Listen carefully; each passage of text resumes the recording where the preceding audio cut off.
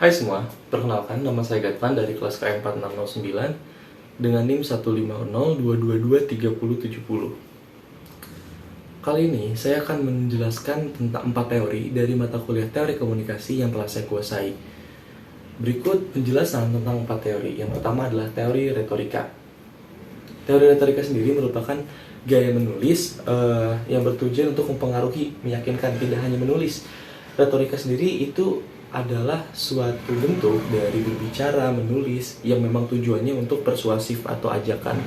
Teori ini sudah ada sejak lama yang dipopulerkan oleh filsuf-filsuf atau orator terdahulu seperti Aristoteles dan Cicero.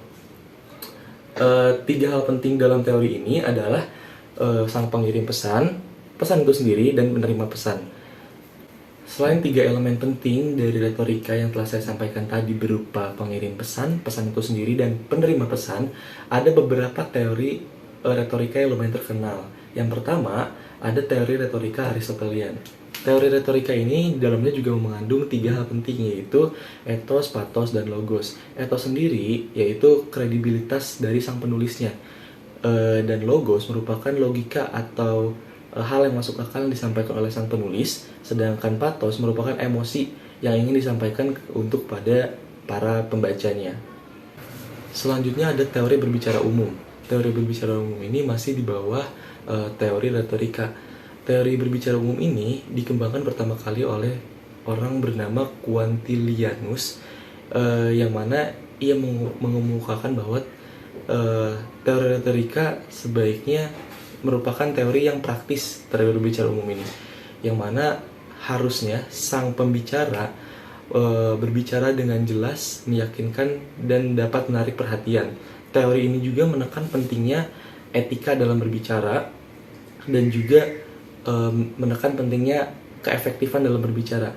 Hal ini disebabkan karena tujuan dari teori retorika sendiri yaitu menarik para pendengar. Otomatis kita harus berbicara dengan jelas dan menarik perhatiannya. Kita lanjut kepada teori yang ketiga yang masih berada di bawah teori retorika, yaitu teori persuasif modern.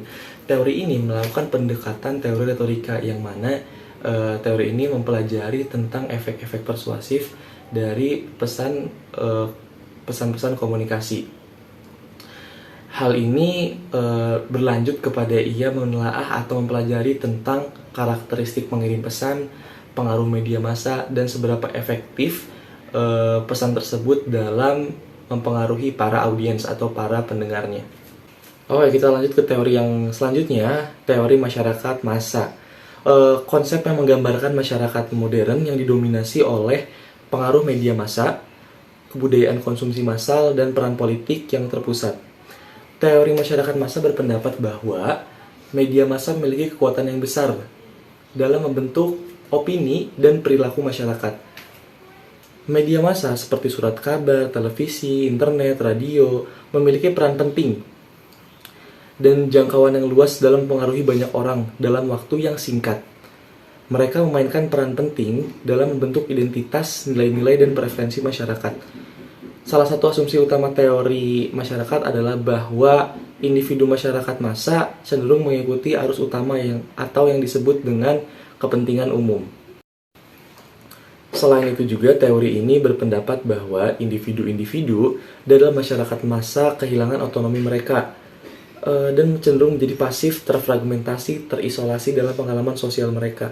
Mereka cenderung mengikuti norma-norma dan nilai-nilai yang diciptakan oleh media massa, konsumsi massal, dan otoritas politik. Oke, kita lanjut ke teori yang ketiga, yaitu teori uses and gratification atau penggunaan dan kepuasan. Secara garis besar, teori ini menjelaskan bahwa seseorang akan memahami cara penggunaan media massa dan sebagainya bila seseorang itu butuh. Kebutuhan ini dapat mencakup informasi, hiburan, interaksi sosial, identitas diri, pengaruh, serta persuasi. Teori ini mengasumsikan bahwa individu sadar dan bertujuan dalam pemilihan media. Bahwa pemilihan media didasarkan pada evaluasi subjektif terhadap manfaat yang diharapkan dari penggunaan media itu sendiri. Oke, sampailah kita kepada teori yang terakhir, teori teknologi determinasi. Ini merupakan pandangan yang menyatakan bahwa teknologi secara aktif mempengaruhi dan menentukan perkembangan sosial budaya dan politik dalam masyarakat. Pandangan ini berpendapat bahwa perkembangan teknologi memiliki pengaruh dominan terhadap bentuk dan arah perubahan dalam masyarakat. Menurut teori ini, teknologi tidak hanya merupakan alat yang digunakan oleh masyarakat untuk mencapai tujuan, tetapi memiliki dampak yang digunakan lebih luas membentuk cara hidup, pola komunikasi, dan hubungan sosial. Teknologi dianggap sebagai faktor yang mendorong perubahan sosial dan budaya, dan masyarakat dianggap sebagai entitas positif atau pasif yang secara tidak sadar menerima dan mengikuti perubahan yang ditimbulkan oleh teknologi itu sendiri. Sekian 4 teori yang dapat saya sampaikan dari mata kuliah teori komunikasi selama satu semester ini. Mohon maaf apabila ada kekurangan dalam penyampaian teori-teori tadi. Saya Gadvan Iskandar. Assalamualaikum warahmatullahi wabarakatuh.